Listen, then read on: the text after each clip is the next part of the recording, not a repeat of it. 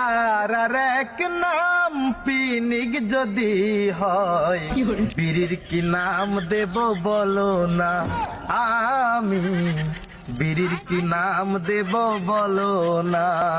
ও আমি তো স্টার বিড়ি খাই। আপাজান তুমি এদিকে রোজা রমজানের দিন কি করতেছো এই জায়গায়?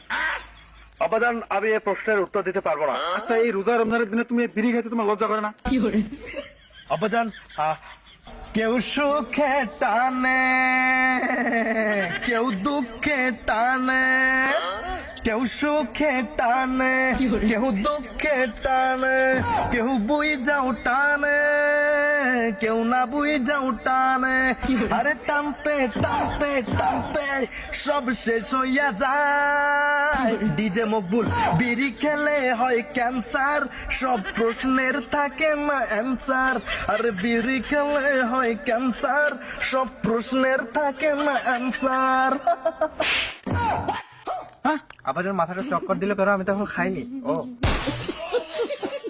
তুমি এত সুন্দর একটা দামরা বলা হয়, তুমি এই বিড়ি খাও রোজা রমজান দিনে? দামরা বলা বললেন, অপমানিত হলাম, কিন্তু সুন্দর বলার কারণে প্রশংসনীয় একটি প্রবাদ বাক্য আমাকে মুগ্ধ করেছে। আব্বাজান আসসালামু আলাইকুম। সে আমার লজ্জা লাগতেছে, তুমি আমার সওয়াল। আচ্ছা, তোমার যে আজ থেকে কত বছর আগে তোমার রোজা ফরজ হয়েছে তুমি কি জানো এটা? বাজানো ও আমার আব্বাজান, আপনি এটা কেমন কথা বললেন? আমার উপর রোজা ফরজ হয়েছে আরো অনেক আগের থেকে, কিন্তু আমার উপর যে ঠিক সেম ভাবে আরো একটা জিনিস ফরজ হয়েছে আরো অনেক আগে, সেটা প্রাপ্ত বয়স্ক হওয়ার পরে, কিন্তু আপনি সেটা চোখে দেখেন না। আপনি এই সিঙ্গেলের কষ্ট বোঝেন না। আব্বাজান অলরেডি মনে হয় আন্দাজ করতে পেরেছেন আমি কি বোঝাচ্ছি। আমার উপর যে এই রোজার মতো করে বিয়েটাও ফরজ হয়ে গেছে রে বাবা। আপনি এ নিয়ে কোনো কথা নাই, ব্যথা নাই, মাথা ব্যথা নাই, আপনি বলেন না কিছু।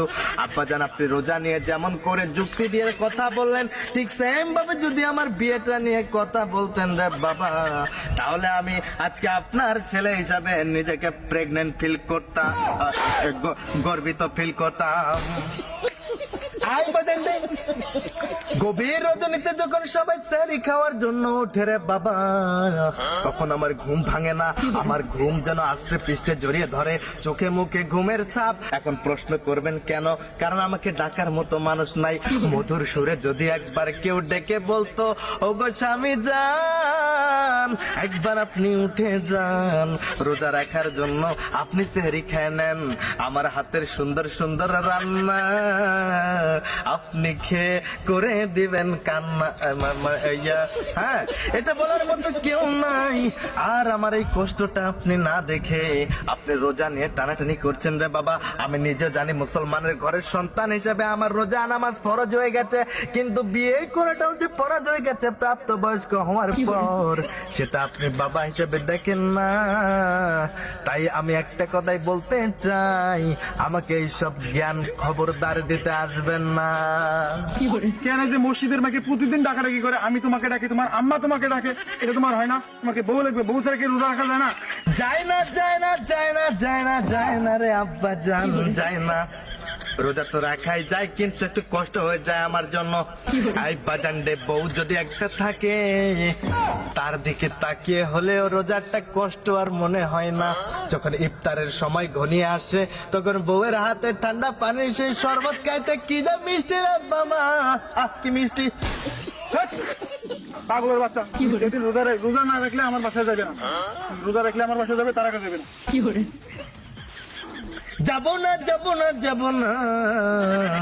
কিন্তু আপনি আমার কেমন বাবা, আপনি পুরো ওয়াজটা আমার শেষ করে গেলেন না। আপনি আমার একমাত্র বাবা, যে কিনা শীতের সময় থেকে আমার একজন ওয়ান অ্যান্ড অনলি ধৈর্যশীল শ্রোতা। ওরে গাঞ্জা